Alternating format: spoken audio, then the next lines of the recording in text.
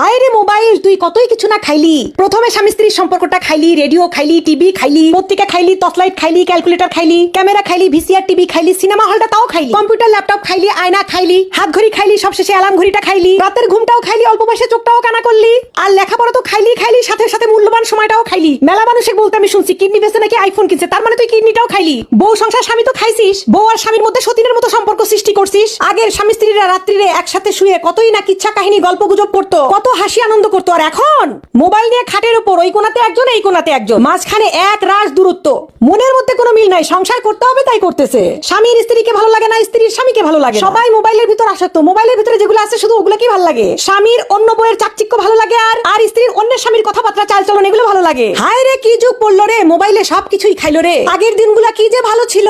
আগে স্বামী স্ত্রীর সম্পর্ক দেখলে বুক ভরে যেত। আমাদের নানি দাদিরা যে আছে তাদের ভালোবাসা দেখলে এখনো মনটা ভরে যায়। আর আমাদের মধ্যে খালি মারামারি।